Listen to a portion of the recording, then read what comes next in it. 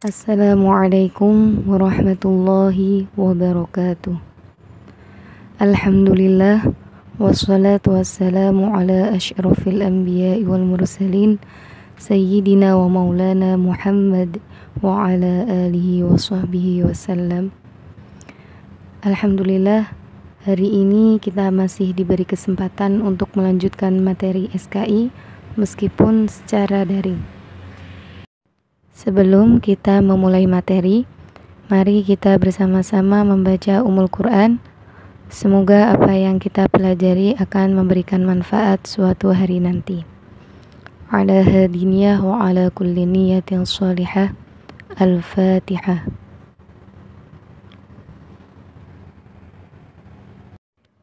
Bab yang pertama yaitu Nabi Muhammad SAW sebagai rahmat untuk seluruh alam.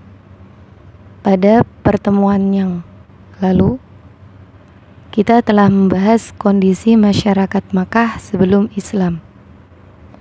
Pada pertemuan kali ini, kita akan membahas peristiwa-peristiwa penting sebelum kenabian. Peristiwa yang pertama yaitu kisah putra dari dua orang yang dikorbankan. Anak-anak tidak perlu mencatat karena sudah ada dalam LKS yang kalian pegang. Cukup menyimak video ini dari awal sampai akhir.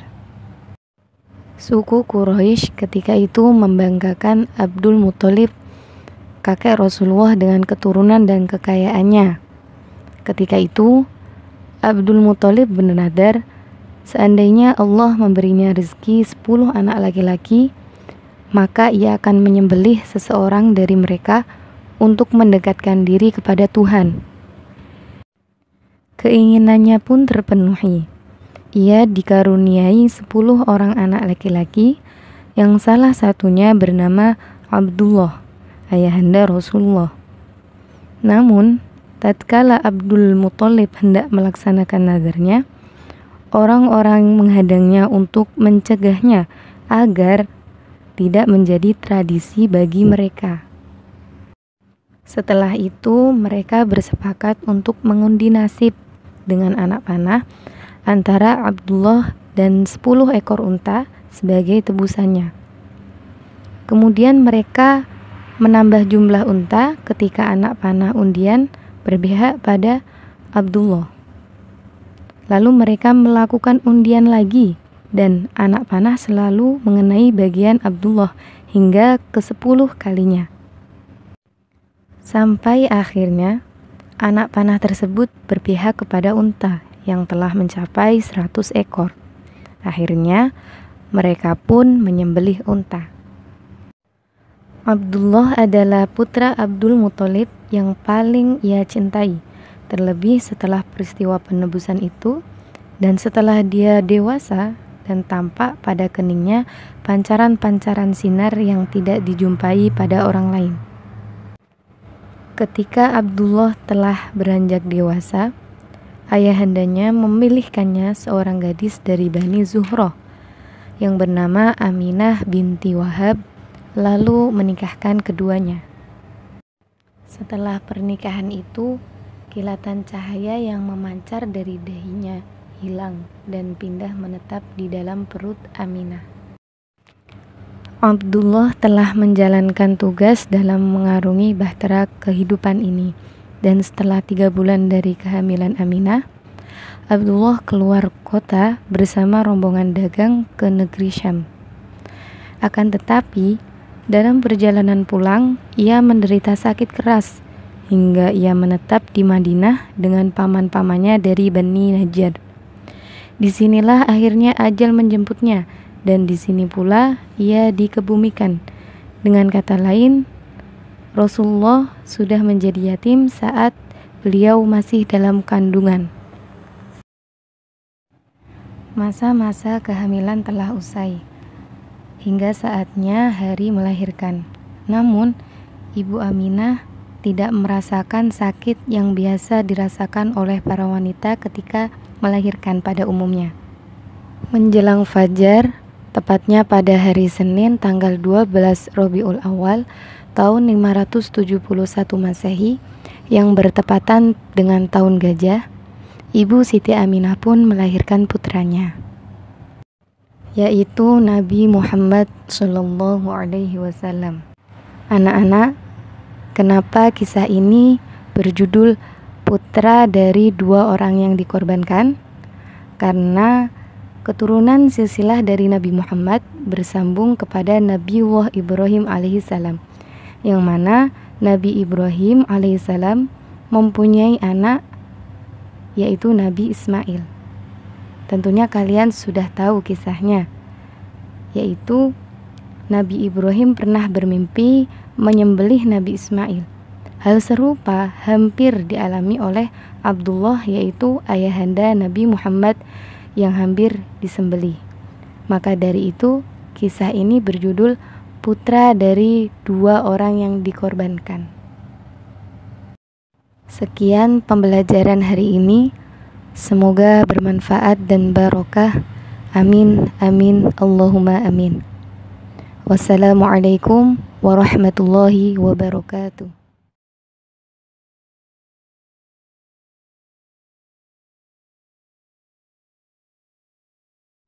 Assalamualaikum warahmatullahi wabarakatuh. Alhamdulillah, wassalatu wassalamu ala rasulillah wa ala alihi wa sahbihi wa man wala. Wala hawla wala quwata illa billah. Allahumma faqihna fid din wa alimna ta'wil, amma ba'd. Sabahal khair. Kaifa halukum? Alhamdulillah. Selamat pagi semuanya. Pada kesempatan kali ini kita akan melanjutkan kembali pelajaran SKI kita, ya. Kemarin terakhir kita sudah sampai pada ceritanya Isra Mi'raj. Nah, apa itu Isra Mi'raj kemarin? Peristiwa perjalanan malam hari, perjalanannya Nabi Muhammad di malam hari dari Masjidil Haram, kota Mekah, menuju Masjidil Aqsa, kota Palestina. Dan dilanjutkan dari Palestina naik ke langit ketujuh sampai ke Sidratul Muntaha. Untuk apa? Untuk menerima wahyu, untuk menerima perintah sholat 50 kali awalnya, ya. Diceritakan di LKS, bisa dibuka itu, ya. Pertama kali 50 kali sholat, baru kemudian diganti menjadi 5 kali sehari. Ceritanya apa? Ceritanya adalah Nabi sudah kehilangan istrinya Nabi yang namanya Siti Khadijah, meninggal. Kemudian pamannya beliau yang namanya paman Abu Thalib juga meninggal. Oleh Allah Ta'ala dihibur, Nabi Muhammad dihibur. Tapi penghiburnya caranya bagaimana? Jalan-jalan dulu dari kota Mekah ke kota Palestina. Habis itu dari Palestina naik ke Sidratul Muntaha sampai langit ketujuh. Ceritanya seperti itu. Nah, setahun kemudian, setelah peristiwa Isra Mi'raj, ada beberapa orang yang datang ke kota Madinah, ke kota Mekah. Orang-orang ini dari Madinah, ya. Orang-orang ini dari Madinah. Tujuannya apa? Tujuannya pertama untuk ziarah, untuk pergi haji ke kota Mekah. Kan ada Ka'bah. Jadi ibadah haji itu sudah ada sejak dulu. Orang Mekah juga ada hajinya. Orang kafir Quraisy dulu juga ada hajinya. Cuma hajinya tidak seperti orang Islam. Nah, orang-orang yang di sekitar kota Mekah juga datang ke kota Mekah. Untuk apa? Biar itu tadi, untuk haji. Ya, yang nomor 2, ternyata orang-orang Madinah ini tujuannya ke Mekah tidak hanya untuk haji. Untuk apa? Untuk mencari Nabi Muhammad. Mereka sudah mendengar, sudah tahu ada yang namanya Nabi Muhammad. Ada orang di kota Mekah ngaku-ngaku jadi nabi, membawa risalah yang baru, membawa tugas kenabian yang baru. Setelah Nabi terakhir siapa? Sebelum Nabi Muhammad? Nabi Isa, ya. Karena jaraknya sudah jauh, orang-orang ini akhirnya datang ke Mekah untuk menemui siapa yang mengaku jadi nabi sih. Nah, setelah tahu, oh ada Nabi Muhammad, Baiat Aqobah yang pertama diceritakan, ya, disebut Baiat Aqobah pertama. Tahun berapa? Disebutkan di LKS 621 Masehi. Ada 12 12 orang dari kota Madinah datang ke kota Mekah ingin menemui Nabi Muhammad. Ya. Untuk apa? Pertama, supaya tidak diganggu sama orang kafir Quraisy, mereka niatnya ziarah, ngomongnya ziarah, mau ke Ka'bah. Nah, tapi setelah dari Ka'bah, setelah dari ibadah haji, mereka diam-diam pergi ke rumahnya Nabi, bertemu dengan Nabi. Di mana? Namanya Bukit Aqobah. Ada sebuah bukit namanya Bukit Aqobah di kota Mekah. Pertemuan 12 orang Madinah dengan Nabi Muhammad. Tukar pikiran dulu, diskusi dulu, nanya-nanya dulu. Apa sih Islam itu? Kok bisa ada Islam? Setelah ditanya-tanya, mereka akhirnya menerima. Oh, ya sudah, kita memutuskan untuk masuk Islam. 12 orang itu tadi ya, memutuskan masuk Islam di hadapan Nabi Muhammad dengan membaca syahadat asyhadu alla ilaha illallah wa asyhadu anna Muhammadar Rasulullah. Setelah membaca 2 kalimat syahadat, resmi sudah jadi orang Islam. Nah, orang yang pertama kali masuk Islam disebut apa? Disebut mu'alaf. Nah, karena butuh keyakinan, butuh bantuan, akhirnya sama Nabi diajak baiat dulu. Ayo berbaiat, berjanji, sumpah setia kepada saya. Diajak Nabi berbaiat, makanya disebut sebagai baiat Aqobah 1. Apa isinya? Nomor 1, tidak akan menyekutukan Allah. Kenapa? Ya karena mereka sudah masuk Islam. Sudah masuk Islam, sudah bersyahadat tidak ada Tuhan selain Allah. Berarti mereka tidak akan menyembah Tuhan selain Allah. Kalau mereka sebelumnya agamanya menyembah berhala, berhalanya dibuang. Sudah tidak beragama menyembah berhala, sudah beragama Islam. Yang nomor 2 apa? Melaksanakan perintahnya Allah dan Rasulullah. Selalu melaksanakan perintahnya Allah dan Rasulullah. Kalau diperintah sholat, ya perintah sholat dilaksanakan. Karena apa? Kan baru selesai Isra Mi'raj Nabi. Oleh-olehnya Isra Mi'raj itu apa tak kemarin? 50 kali sholat awalnya, kemudian diganti menjadi 5 kali dalam sehari sholatnya. Yang nomor 2. Yang nomor 3, tidak akan melanggar perintahnya Allah Ta'ala, tidak akan melanggar larangannya Allah Ta'ala. Misalnya dilarang mencuri, ya tidak akan mencuri lagi. Dilarang bunuh-membunuh, dilarang ada perang tanpa sebab, mereka tidak akan perang tanpa sebab lagi. Karena apa? Mereka sudah sumpah setia, sudah berjanji kepada Nabi Muhammad. Apa tadi pertama? Tidak menyekutukan Allah. Nomor 2, melaksanakan perintah Allah. Nomor 3, tidak melanggar perintahnya Allah Ta'ala. Tiga poin ini, 3 poin perjanjian ini disebut sebagai baiat Aqobah yang pertama. Kok disebut pertama? Kenapa? Karena nanti tahun depannya ada lagi baiat Aqobah, disebut baiat Aqobah yang kedua. Nah, ini yang pertama. Berapa orang tadi? 12 orang. 12 orang dari kota Madinah datang kepada Nabi. Awalnya nopo? Untuk masuk Islam dulu.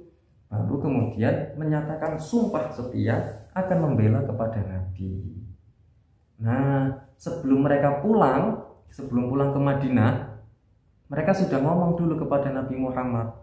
Nabi, kita kan baru masuk Islam, baru mu'alaf. Kalau langsung belajar sholat sendiri itu susah. Di sana belum ada orang Islam di kota Madinah. Akhirnya bagaimana? Nabi mengutus sahabatnya. Ada sahabat Nabi namanya Mus'ab bin Umair. Mus'ab bin Umair diutus sama Nabi. Sahabatku, hei Mus'ab, kamu saya utus untuk pergi ke Madinah bersama 12 orang ini ya. Jawabannya bagaimana? Siap Nabi. Karena apa? Sahabat Mus'ab ini orang yang paling pintar ya. Sudah bisa sholatnya sudah lancar, baca Qur'annya sudah lancar. Diutus sama Nabi sana ke kota Madinah membantu saudara-saudara yang baru masuk Islam. Akhir cerita, sahabat Mus'ab bin Umair ini menjadi seorang yang rujukan, menjadi kiainya, menjadi ustadznya di kota Madinah. Karena Nabi belum hijrah. Nah, ketika Nabi sudah hijrah, nanti jadi Nabi pemimpinnya. Sementara masih sahabat Mus'ab bin Umair. Berkat sahabat Mus'ab bin Umair ini, orang Madinah berbondong-bondong mulai masuk Islam. Yang awalnya tadi cuma 12 orang, berkat sahabat Mus'ab bin Umair, yang masuk Islam makin banyak, masuk Islam makin banyak. Akhirnya apa? Tahun depannya, ketika musim haji, ketika ibadah haji lagi, banyak orang Madinah yang ikut ke Mekah. Mereka ngakunya apa? Mau haji, mau ibadah di Ka'bah. Awalnya cuma itu, biar dapat masuk, biar boleh masuk sama orang Quraisy. Nah, begitu selesai, nanti dilanjutkan yang namanya Baiat Aqabah yang kedua. Bisa akan kita lanjutkan pada pertemuan selanjutnya. Wallahu a'lam bissawab. Nakhtatim bil hamdalah wa du'a kafaratil majlis. Subhanakallahumma wa bihamdika asyhadu an la ilaha illa anta astaghfiruka wa atubu ilaik. Wassalamualaikum warahmatullahi wabarakatuh.